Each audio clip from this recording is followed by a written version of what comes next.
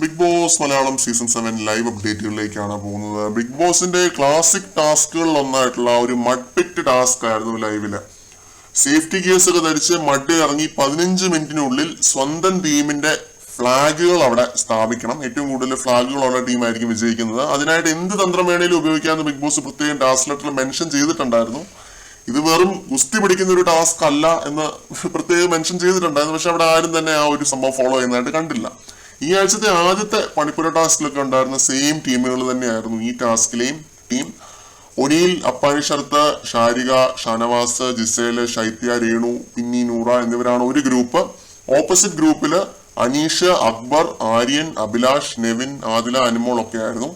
ഇവര് പ്ലാൻ ചെയ്തിട്ടാണ് കയറിയത് കേട്ടോ. നമ്മുടെ അപ്പാനി ശരത്തിന്റെയും ഷാനവാസിന്റെയും ഒക്കെ ടീം ഓപ്പോസിറ്റ് ടീമിനെതിരെയുള്ള എല്ലാം ഒരാൾ അവിടെ നിന്നുകൊണ്ട് ഓടിക്കണം, ഷാനവാസിക്ക് പ്രൊട്ടക്ട് ചെയ്യണം, അങ്ങനെയൊക്കെ പലതും അവർ പ്ലാൻ ചെയ്തത് കണ്ടിരുന്നു. പക്ഷെ എത്രത്തോളം പ്രാവർത്തികമായി എന്നുള്ള കാര്യത്തിൽ മാത്രമാണ് ഡൗട്ട്. കാരണം ബസർ അടിച്ച ആ ഒരു മഡ്പിറ്റിലേക്ക് എല്ലാവരും ഒറ്റ ചാട്ടമായിരുന്നു. മണ്ണിലേക്ക് ചാടി മണ്ണിൽ ഉരുണ്ട് മെതിച്ചാണ് എല്ലാവരും കളിച്ചത്. അക്ബറും ഷാനവാസും തമ്മിൽ ശരിക്കും തല്ലാണ് നടന്നതെന്ന് വേണമെങ്കിൽ പറയാം. അക്ബറിന്റെ ഒരു അഗ്രഷനും കാര്യങ്ങളൊക്കെ കണ്ടിട്ട് ശരിക്കും പേടിയായി പോയി. ബിഗ് ബോസ് അനൗൺസ് ചെയ്തിട്ട് പുള്ളി അതേ അഗ്രഷൻ തന്നെ തുടർന്നുകൊണ്ടിരിക്കുകയായിരുന്നു. ഷാനവാസിനെ മലത്തി അടിക്കുന്നതും തല്ലുന്നതും ഒക്കെ ലൈവില് വ്യക്തമായിട്ട് തന്നെ കാണിച്ചിരുന്നു. പിന്നെ എന്താന്നേ, ഷാനവാസ് മണ്ണ് വാരി പൊത്തുന്നു, 2 പേരുടെ മുകളിൽ 4 പേര് കയറി കിടക്കുന്നു. പിന്നെ അനുമോൾ ഇതിനിടയ്ക്ക് ഫ്ലാഗ് ഒക്കെ കൊണ്ടുപോയി ഡ്രസ്സിനകത്തേക്ക് വെക്കുന്നു. അങ്ങനെ ഫുൾ അങ്കംവട്ടായിരുന്നു ലൈവിനകത്ത്. ഈ ഒരു ടാസ്കിലെ മൽപ്പിടുത്തം ഭയങ്കരമായ ഒരു ലെവലിലേക്ക് പോയപ്പോഴാണ് ബിഗ് ബോസിന്റെ ഒരു മരണമണി കേട്ടത് ലൈവിനകത്ത്.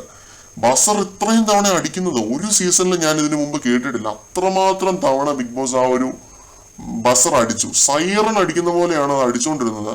എന്നിട്ടും അവിടെ പലരും നിർത്തുന്നുണ്ടായിരുന്നില്ല എന്നുള്ളതാണ്. മത്സരത്തിന്റെ ആവേശം കയറി ഫുൾ ഗുസ്തിപിടുത്തമായിരുന്നു എല്ലാവരും കൂടി.